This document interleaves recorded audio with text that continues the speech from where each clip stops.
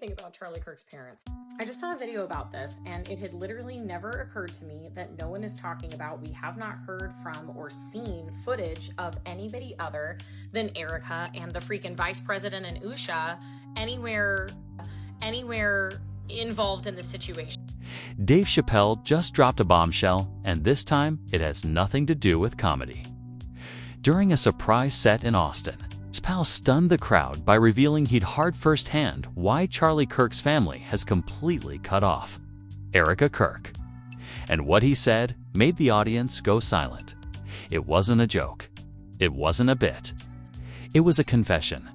Chappelle leaned into the mic, smirked the way he does before something explosive, and said, "You ever seen a family eat itself alive in real time? I just heard why Charlie's folks don't talk to Erika anymore, and I swear to God, it's darker than anything on Netflix." The club went dead quiet. No laughter, no heckling, just tension. Moments later, snippets of the show started leaking online. People who were there claimed Chappelle wasn't exaggerating, that what he said about Erika Kirk wasn't just shocking. It was devastating. Multiple audience members posted clips before security confiscated phones, but one 5-second recording survived.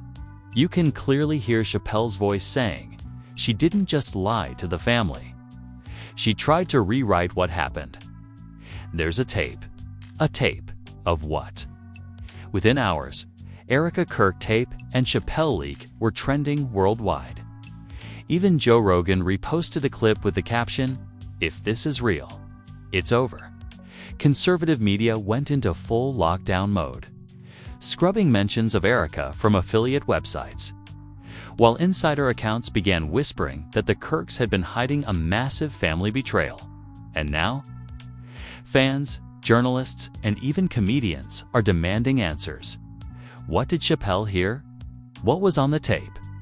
And why would Charlie's own parents completely cut off Erika, the woman who helped build his entire public image? Because according to those closest to the situation, this wasn't just a family feud. It was an exposure before Dave Chappelle's late-night revelation turned the internet upside down. Most people thought the Kirk family drama was just another case of political tension spilling into personal life. Erika Kirk, elegant, controlled, calculated, had always seemed untouchable. The picture-perfect wife of conservative powerhouse Charlie Kirk. She was the face of balance, faith, family, and influence. But beneath that glossy surface, insiders say cracks had been forming for years. It started quietly, a whisper between donors, a murmur among Turning Point USA staffers, and then a steady stream of speculation that something was off between Charlie's family and Erika. People noticed Charlie's parents hadn't appeared at public events since mid-2023. Family photos disappeared from Erika's Instagram. Charlie stopped referencing his parents altogether. When pressed, he'd smile, deflect, and say, "Family stuff. Nothing serious." But that was a lie, and apparently, Dave Chappelle just confirmed it, according to sources who attended the Austin show. Chappelle claimed that a well-known conservative insider had spilled the truth during a private after-party. The insider, whose name Chappelle didn't reveal, but allegedly called the kind of guy who'd sell God a gun, told him everything. And what he heard was so shocking, so specific, that Chappelle reportedly paused mid-set and said, "I ain't supposed to know this, but I can't unhear it either." What he was referring to, the insider said, was a recording. The Erika tape, as it's now being called online, ALLEGEDLY, captures a private meeting between Erika and Charlie's parents, a conversation that took place at the Kirk family home in early 2024. What started as a discussion about financial discrepancies within Turning Point allegedly spiraled into something darker, something personal. According to one audience member at Chappelle's show, Dave said Erika tried to manipulate the truth so completely that Charlie's parents didn't know who to trust anymore. That's when she made her fatal mistake. Apparently, Erika didn't realize the conversation was being recorded. The audio, which, according to multiple insiders, runs for nearly 40 minutes, allegedly contains Erika making explosive claims about Charlie's parents, including that they had compromising ties to one of Turning Point's biggest anonymous donors. Even worse, she allegedly threatened to go public if they didn't back down from questioning her control over Charlie's finances and branding. One insider quoted on Reddit's Our Political Leaks described the exchange like watching a chess game where Erika brought a knife. When the recording surfaced within the family, everything imploded. Charlie's parents reportedly confronted Charlie, demanding to know if Erika's statements were true. But instead of defending her, Charlie froze. He allegedly said, "I didn't know she recorded that conversation." That one line shattered everything, because, according to those close to the Kirks, Charlie's parents weren't just angry about what Erika said, they were terrified of how she knew the things she said. The tape reportedly contains details that only a handful of people within Turning Point's upper circle could have known. Insiders claim Erika had been accessing private donor communications through a back channel account Charlie didn't even know existed, an account tied directly to her name and her private consulting firm. And that's where things got political when Chappelle dropped the line. She tried to rewrite what happened. There's a tape. It wasn't just a punchline. It was a reference to what sources are now calling the revision file, a hidden folder found on one of Erika's encrypted drives, allegedly filled with edited versions of Turning Point documents, altered to paint her as the savior of the organization and Charlie's parents as its saboteurs. If true, this means Erika wasn't just fighting to protect her image. She was building an entire alternate history. It makes sense why the Kirks would cut her off completely as soon as the family discovered the recording and the altered files. Insiders say Charlie's parents moved to sever all contact with Erika, legally and personally. Some reports even suggest they've been working quietly to remove her name from multiple joint business ventures. And Charlie, he's caught in the middle.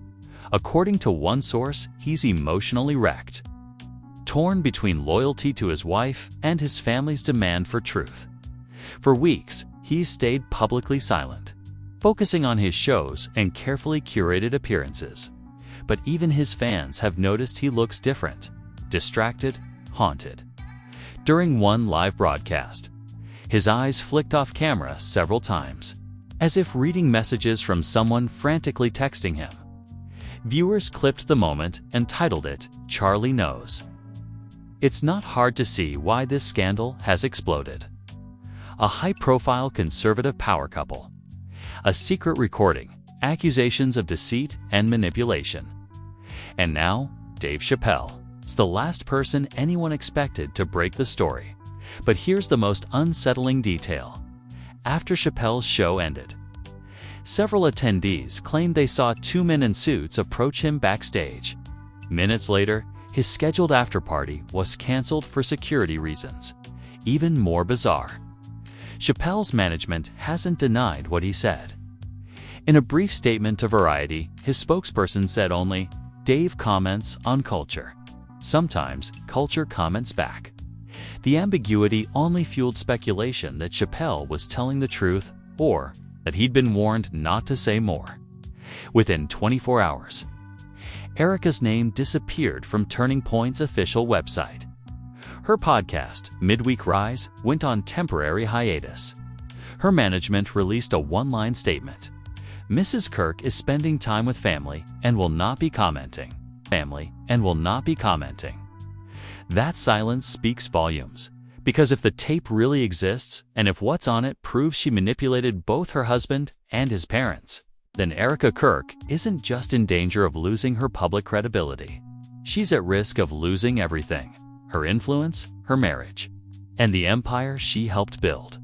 But the real question haunting everyone tonight is this: how did Dave Chappelle, a comedian with no ties to Turning Point, hear about it first? Was he tipped off by someone close to the Kirks? Or was this leak orchestrated to expose Erika publicly before the family did it privately? Because one thing is certain, Chappelle doesn't joke about things like this by accident. The morning after Dave Chappelle's Austin set, it was as if the internet had been waiting for a spark and he had lit the match. By sunrise, every gossip blog, political outlet, and YouTube commentator was dissecting his words frame by frame. "There's a tape," he'd said. And those 3 words detonated a digital explosion that neither Charlie nor Erika Kirk could contain. What made it worse was the eerie silence from everyone involved. Erika's social media wiped clean. Charlie's parents vanished from public view. Even Charlie himself canceled a scheduled Turning Point event, citing a family emergency. But to the public, that statement sounded like an admission. The tape was real, and then came the first leak at exactly 2:11 p.m. An anonymous Reddit account called Inside the Turning posted a grainy 30-second clip labeled Erika Tape, Proof of Altercation. The video, dark and muffled, appeared to show a woman's voice eerily similar to Erika's, saying, "If they don't listen, I'll make them listen. I have everything. Every message, every call." It wasn't clear who she was talking to, but in the background, a male voice, possibly Charlie's father, could be heard saying, "This isn't how we handle things, Erika." The clip ended with a chilling sound, a door slamming, and the woman's voice whispering, "You'll regret this." That was all it took. The internet lost its collective mind. #Erika Tape trended globally. TikTokers created theories in real time. Some claimed the messages Erika referred to were texts between Charlie's parents and high-profile political donors. Others insisted the recording proved she was blackmailing the family. But the real chaos began when an unexpected figure stepped in. Joe Rogan. During a spontaneous live stream, Rogan addressed the Chappelle rumors, visibly unsettled. "I talked to Dave," he said. "I can't say everything, but yeah, something's up. He heard it from someone legit." Then, lowering his voice, he added he wasn't supposed to repeat it. That one sentence was enough to ignite an entirely new layer of intrigue. If Rogan knew Chappelle's source, it meant both of them were connected to whoever wanted this story out. And just as people began accusing them of Quinn, and you said as people began accusing them of Quinn-sanctioned staring, a second, longer audio clip surfaced. This time, it wasn't from Reddit. It was uploaded anonymously to a file-sharing site called Dropvault, a platform often used by journalists to protect whistleblower identities. The clip, titled Family Confrontation _April 22/4.wav, lasted 2 minutes and 30 seconds. The quality was better, disturbingly clear. You could hear Erika's voice, confident and sharp, saying, "I've built this family's image. I've protected all of you. If you think I won't protect myself, you're delusional." Then came a man's voice, identified by many as Charlie's father, trembling but firm. "We didn't ask for protection, Erika. We asked for honesty." Erika shot back, "Honesty? Don't talk to me about honesty when you're taking money from people I can't even name." A pause, a shuffle. Then another male voice, quieter, younger, and clearly Charlie, sang, "Please stop. This isn't helping." The clip ended abruptly, but it was enough to destroy any illusion that this was just a misunderstanding. That one line from Charlie, "This isn't helping," broke the internet. Fans interpreted it as proof that Charlie knew what was happening but had lost control. Memes flooded social media, screenshots of him looking tense, edited with captions like "When your family becomes the opposition." For Turning Point USA, it was a public relations nightmare. Major donors began demanding internal audits. Conservative media hosts started tiptoeing around the Kirk's name and behind the scenes. Several insiders leaked that the board wants Charlie to distance himself, but he couldn't, because by then, The story had morphed into something darker. An investigative YouTuber named Lena Vaughn, known for exposing political scandals, claimed to have received the full recording. In a dramatic livestream that pulled nearly 1.5 million viewers, she said, "What the world has heard so far is just the beginning. There's 20 more minutes, and what's in those minutes could end multiple careers." She refused to play the file, but described one scene in terrifying detail. According to her, the recording captured Erika confessing to accessing Charlie's parents' private financial files, specifically tax statements and donor correspondences. But the shocking part wasn't what she accessed. It was what she claimed to find. "You think you're protecting him," Erika allegedly said, "but you've been laundering image money for years. You don't even know it." That accusation, image money, became the new obsession. What did she mean? Was the family funneling funds through Turning Point to enhance their personal brand? Or was Erika bluffing, weaponizing business language to intimidate them? The internet divided instantly. Half believed Erika was a manipulative strategist, finally being exposed. The other half saw her as a scapegoat, a woman outsmarting a system run by men who underestimated her. Even more bizarre, several anonymous users claiming to be former Turning Point staffers began posting that Erika had been compiling evidence for months, calling it insurance. One even posted, "You don't mess with her. She doesn't leak things, she detonates them."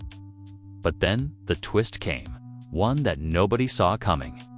Dave Chappelle went live on Instagram for the first time in over a year.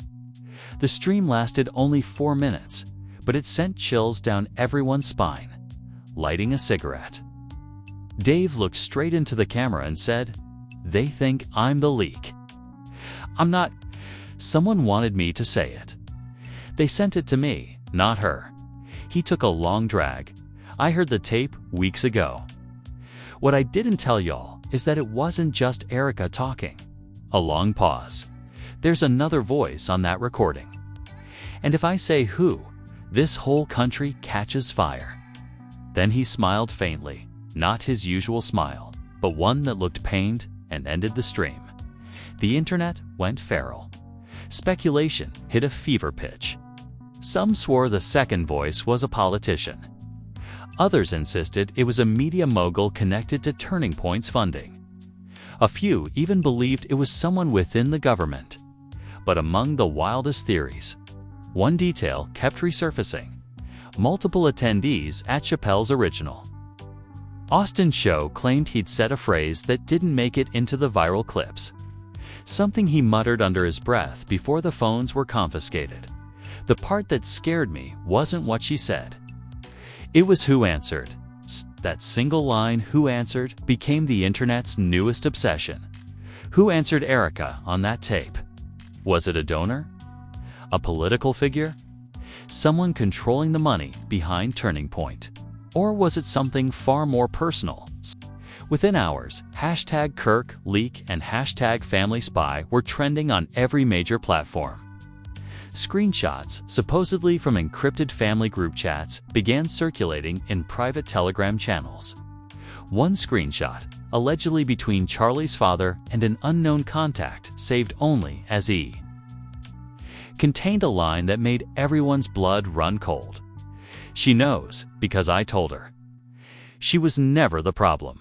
The internet lost its collective mind.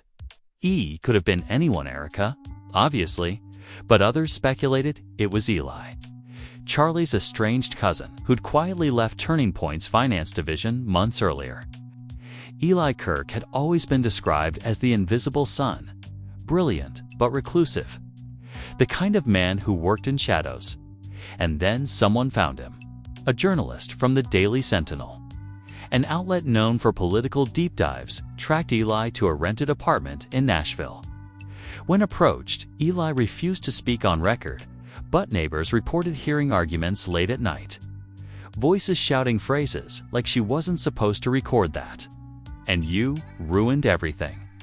The following morning, Eli's LinkedIn vanished.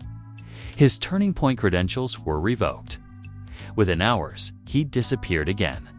It was too late. The internet had its villain, or its scapegoat.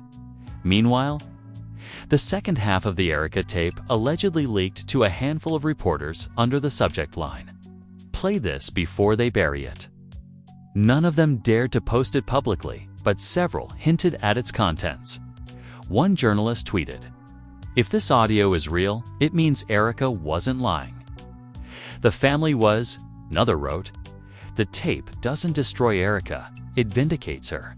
That's when everything flipped. For weeks, Erika had been painted as the manipulative mastermind, the woman who threatened, led, and tore her husband's family apart. But if the leak was legitimate, the entire narrative was inverted. She wasn't the snake in the garden. She was the scapegoat in the story, according to sources who claim to have heard the full 40-minute recording. The shocking twist wasn't what Erika said, it was what Charlie's father admitted near the end. In a trembling voice, he reportedly confessed to funneling Turning Point. Money into consulting ventures that didn't exist, shell accounts under false LLCs that matched Erika's name only on paper. Erika discovered the transactions and confronted him privately, but instead of admitting guilt, he allegedly tried to frame her for creating the fake accounts herself. That's when she started recording everything, and it worked too well. The tape captured her holding her ground, calmly listing transaction IDs and saying, "If you make me the villain, I'll release everything." Charlie's father reportedly begged her to stay quiet, even offering her a private PO to keep the family's reputation intact. But then, at the 38-minute mark, came the most disturbing moment. The voice that wasn't supposed to be there.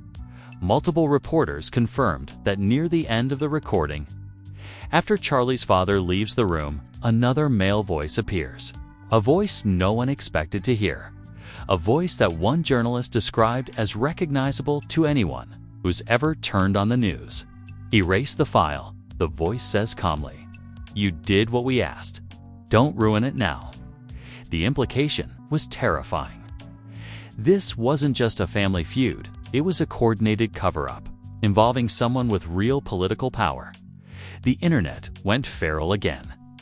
Within hours, thousands of users were comparing audio samples, trying to match the voice. Theories spread like wildfire: a high-profile senator, a billionaire donor, even a media executive rumored to have ties to Turning Point. Then, unexpectedly, Candace Owens weighed in. She posted a single cryptic tweet. "Told you before, the families and the financiers are never separate." It went viral instantly. But what really set the world on fire was what happened next. Dave Chappelle broke his silence. Late that night, during another unannounced set in Los Angeles, he addressed the controversy directly. Audience members described the scene as uncomfortably serious. There were no jokes, no segues, no punchlines. Just Chappelle, pacing slowly, staring into the crowd. "They said I wasn't supposed to say anything else," he began. "But you ever see a story so crooked, it folds back into itself? This one's like that. Everyone in that family's playing each other. But what no one's asking is who's writing the script." He paused. The room went still. "I heard that voice on the tape. You think it was her father-in-law? Nah, it was someone bigger. Someone I met once backstage at a benefit. The kind of man who smiles like he already owns you." People started filming, but Chappelle stopped them cold. "Put the phones away. This part doesn't get to live online." No one disobeyed. By morning, audience members were posting frantic threads trying to recall every word. Some claimed he said the name, others swore he only hinted. But they all agreed on one thing: the way his tone changed. It wasn't a comedian talking anymore. It was a man who'd seen something that scared him. Hours later, TMZ reported that Chappelle's team had received urgent communications from undisclosed legal representatives demanding silence regarding the Kirk family scandal, and then the bombshell. Journalist from the New York Post obtained financial documents confirming that one of Turning Point's most significant donors, a private equity magnate named Richard Lansing, had wired over $2.3 million into a shell company listed under EK Strategies LLC, Erika Kirk's business. The payments stopped exactly 1 week before the Erika tape was recorded. That's when it all clicked. Erika hadn't stolen from the family. She'd been used as a front. Lansing's donations weren't gifts. They were transfers meant to quietly route political influence money through a trusted face.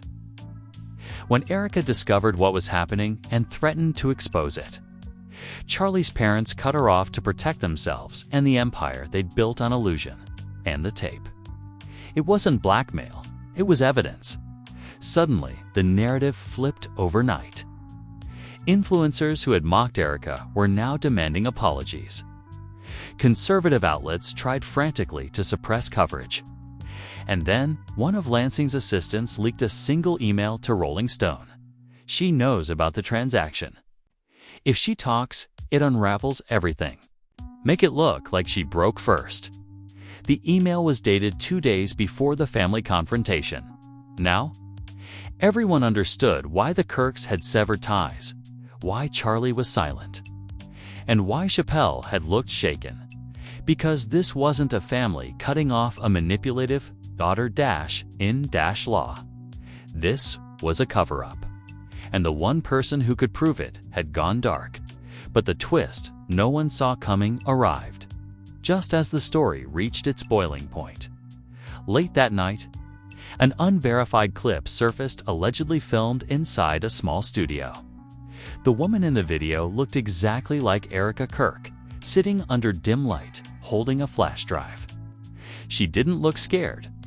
She looked resolute. She spoke directly into the camera and said, "If you're seeing this, it means they failed to stop me. I didn't ruin the family. I saved it. The next file will make sure the right people burn." Then she smiled faintly. "They thought they erased me, but I was the one recording them." The clip ended with static and a single line of text. Release date, TBD. The internet froze. Nobody knows if it was real. But one thing was undeniable. For the first time since the story began, Erika wasn't the hunted. She was the one holding the match by dawn. The entire digital world was ablaze. The Erika Kirk video, that haunting, dimly lit clip where she vowed the right people will burn, had detonated across every major social platform like a cyber grenade. Within hours, #ErikaReturns was trending globally, with more than 70 million mentions before noon. What started as a whisper from Dave Chappelle had now mutated into a full-scale media earthquake. The reactions were feral. Everyone had a theory. Everyone had a villain. Conservative circles imploded with denial, while progressive media smelled blood in the water. On X, one headline blared, "Was Erika Kirk the fall guy for a billion-dollar dark money empire?" On Reddit, a post hit 400K upvotes under our conspiracy. The Chappelle leak was a warning. Lansing's network owns them all. The family silence became the loudest sound in America. Charlie Kirk didn't post. Not a tweet, not a live stream. Turning Point USA's press office issued a robotic statement reading, "We do not comment on unverified media." Yet that unverified media had already reached every corner of the internet, playing on loop with people, analyzing the frame-by-frame lighting, comparing the freckles on Erika's face, measuring her tone, trying to prove or disprove that she'd really recorded it herself. But there was no denying the content. Every time she looked into that camera, every flicker of defiance felt unmistakably real. "They thought they erased me." That line hit like a THUNDERCLAP. Mainstream media tried to contain it. Fox News downplayed it as highly edited, while MSNBC ran a 20-minute special titled "The Silencing of Erika Kirk." Yet what really fueled the hysteria wasn't the network sit, was the comedians. Because when Dave Chappelle returned to the staged the night after Erika's video dropped. He didn't joke once. According to audience reports, he walked out, lit a cigarette, and stared into the crowd for nearly a minute before saying, "She's not lying. They told me to stop talking because I'd seen the same file she's holding. And I told them, man, you can't put smoke back in a cigarette." The audience sat in stunned silence. Dave looked like a man exhausted from knowing too much. That family didn't cut her off because she lied, he continued. They cut her off because she stopped playing along. The crowd gasped. And then, right before he walked off stage, Chappelle added a single. Cryptic warning: if she uploads the next one, you'll find out who's really been signing the checks. That quote hit every outlet by morning. The internet exploded with speculation. Who was signing the checks? Every major conservative donor, every corporate sponsor linked to Turning Point. Even major politicians found their names trending overnight. It was the biggest digital guessing game of the decade. Then Candace Owens jumped in at 2:07 a.m. Candace posted a screenshot of Chappelle's quote with 3 words underneath. He's absolutely right. No context. No follow-up. Just silence. That single tweet triggered an avalanche. Thousands began re-examining everything Candace had said about Phase 5 and Project Shield months earlier. Suddenly, it didn't feel like conspiracy, felt like continuation. People started connecting the dots between Candace's government leak narrative and Erika's claim of being erased. Was this all part of the same machine? Had Erika been another pawn in the same influence program Candace had warned about? A viral TikTok compilation broke it down like a detective board. Candace equals exposure of government data control. Erika equals exposure of political money laundering. Chappelle equals the celebrity messenger connecting both. The theory? All 3 had stumbled onto pieces of the same covert system of power network that used politicians, influencers, and donors as chess pieces to maintain control of acceptable truth. Even Elon Musk chimed in. Under one viral thread, he replied simply, "You're closer than you think." It was deleted an hour later, but screenshots were everywhere. Meanwhile, Hollywood began taking sides. Joe Rogan posted an Instagram story with the caption, "If what she's got is real, we're not ready." Lex Friedman commented, "Truth always leaks eventually." But other celebrities distanced themselves fast, fearing political blowback. One conservative commentator tweeted, "This isn't bravery, it's betrayal," as the media frenzy reached critical mass. New layers of chaos began unfolding in real time. Reporters from Politico revealed that Richard Lansing, the billionaire donor at the heart of the alleged Shell Company scandal, had boarded a private jet to Dubai the same morning Erika's clip dropped. Flight trackers confirmed it. His office issued no comment. Then, early the next morning, a mysterious data upload hit a file-sharing site called VaultStream, titled EKS_deliverable. It was password protected, 42 gigabytes large, and labeled with a single date, the 11th of November 25. The entire internet began counting down. That's when Forbes published a last-minute bombshell. An unnamed source close to the Kirk family's legal counsel confirmed that a second recording existed, one allegedly involving a phone call between Erika and a high-profile investor from outside the United States. The source claimed the investor panicked and attempted to buy the recording before the story broke. The implication was catastrophic: foreign money, American politics, and a cover-up disguised as a family feud. By this point, even the Washington Post was running headlines like, "What does Erika Kirk know and who wants her silenced?" The tone had shifted completely. Erika was no longer a villain. She was an icon of resistance, a whistleblower in heels. Memes began circulating, calling her Saint Erika of the Fire Drive. Turning Point staffers started leaking too. Anonymous posts on Glassdoor described an internal lockdown, NDAs reissued, communication channels restricted, legal teams on high alert. One alleged staff email read, "Do not discuss the family situation in writing. Assume every device is compromised." And yet, in the midst of all the noise, Charlie Kirk broke his silence. He appeared on a live stream, visibly exhausted. Dark circles under his eyes, and said quietly, "You all want the truth. Fine. But understand something. This stopped being a family issue a long time ago." The comment section exploded. Viewers begged him to explain, to confirm or deny the authenticity of the tape, to defend his wife. Instead, he said only one thing before the stream cut off. "They warned me, and I didn't listen."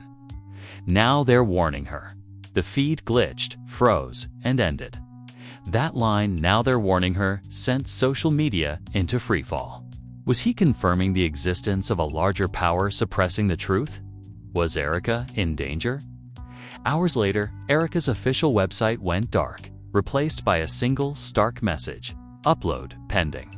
The 11th of November, 25. You can't delete a truth that's already been downloaded.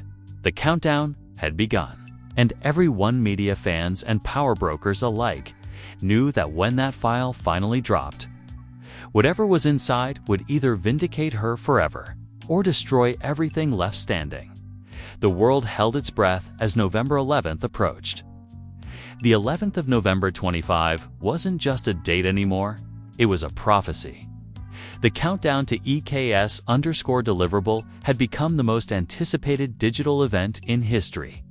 News outlets built live trackers.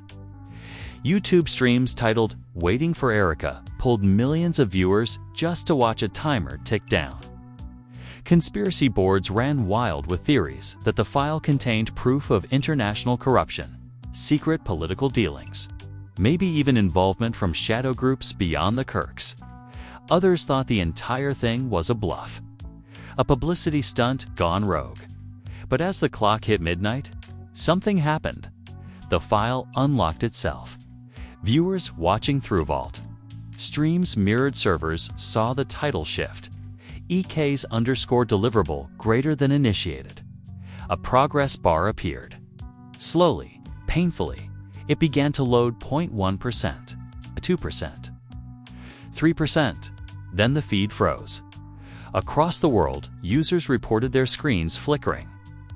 The Vault stream site crashed completely. Moments later, every major streaming platform, YouTube, Spotify, even Next briefly went offline for exactly 4 minutes and 11 seconds. When the internet came back, something eerie had changed. Every verified social media account belonging to Erika Kirk, Charlie Kirk, and Turning Point USA had the same new banner. The light file is open. No one knew what that meant. But then a 12-second clip appeared on every major platform, untraceable, untagged, simultaneously uploaded from thousands of IPs across the globe. It showed Erika Kirk. Same dim lighting as before, same flash drive in her hand. But this time, she wasn't angry. She was calm, composed, almost at peace. "You waited for proof," she said softly. "But proof doesn't matter when the system owns the evidence. So I'm giving it all back. Every message, every transfer, every edit." Then she leaned closer to the camera. "You thought I was exposing them. I was exposing you." The screen glitch. In that instant, millions of devices across the world began receiving encrypted attachments. The file labeled EKs_deliverable had fragmented itself, scattering its contents across random downloads, inboxes, and hard drives. Anyone who had ever clicked, searched, or watched anything related to the Kirk story now possessed a piece of the leak. People panicked. Some tried deleting it, but every attempt triggered an automated message that said, "Deletion denied. File protected by distributed memory." The internet lost control. Forums exploded with users claiming they'd seen financial documents, political emails, even fragments of voice memos from major public figures. Others said they found nothing, just a black image with a single line of white text. You were always part of the transaction. Meanwhile, Dave Chappelle's Instagram went dark. His last post was a photo of a single USB drive resting on his microphone. Captioned, "You weren't laughing when it started." Reporters tried contacting him. No response. Within 24 hours, Spotify quietly pulled every episode of the Joe Rogan Experience that had mentioned Candace Owens, Turning Point, or the Kirk family. Something bigger was unfolding. At 3:14 a.m., users monitoring VaultStream's backup servers noticed a new folder auto-generating itself. phase_7_start. It wasn't part of Erika's file. It was something else, a parallel system activating on its own. Cybersecurity experts rushed to contain it, but couldn't trace its source. Every time they tried, the code rerouted through public devices, phones, laptops, smart TVs, until one of them recognized a disturbing pattern. The new code was built on Turning Point's old data servers. That meant the same infrastructure that once powered their political media empire was now running a global cascade of distributed leaks, a self-replicating network. Erika had set in motion long before anyone realized it. The government called it the Light File event. Media outlets called it the Digital Reckoning. But those who studied the fragments gave it another name, Project Aurora, because according to metadata embedded in the first recovered piece of Erika's video, that was the file's true name, a mirror project, designed to reflect corruption back on the people watching it. In the following days, news broke that several prominent political donors had resigned from their organizations. 2 CEOs linked to Richard Lansing's equity firm stepped down abruptly. A congressional hearing was announced to investigate potential breaches of national data integrity.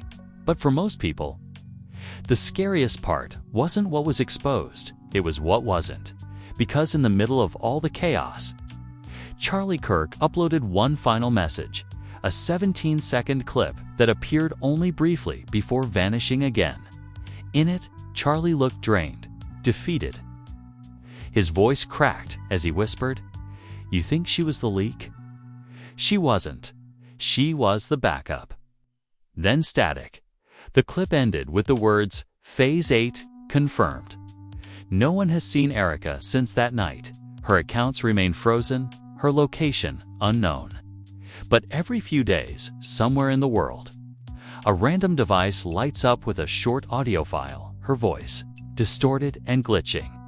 If you still hear me, they didn't win. Governments call it interference. Tech firms call it corruption. But those who've heard it say, it's not just a message, it's a warning.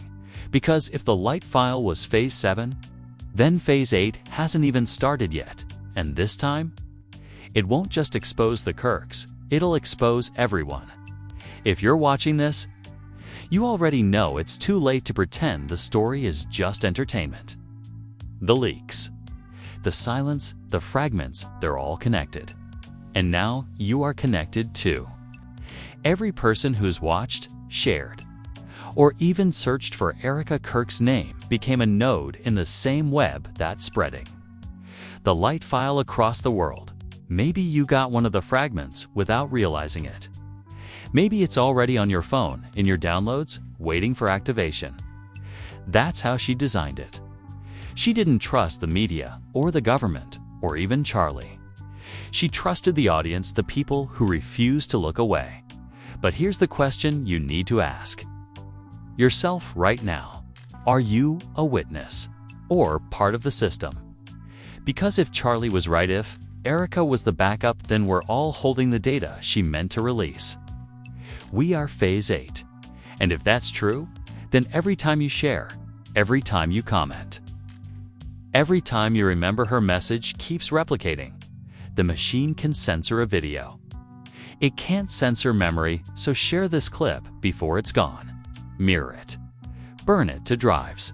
Upload it under different names. Flood their filters until they can't tell which version is the original. Because once they lose track of the source, they lose control of the narrative. And comment below, what do you think Erika meant by "you were always part of the transaction"? Who's next to fall when Phase 8 activates? Is Chappelle still safe? Is Rogan part of it? Or has the loop already started again with us as the next experiment? Don't log off yet. Not until the final file drops. Because remember what Erika said before she vanished. They thought they erased me. But I was the one recording them. Stay awake. Stay connected. And whatever you do, delete this video.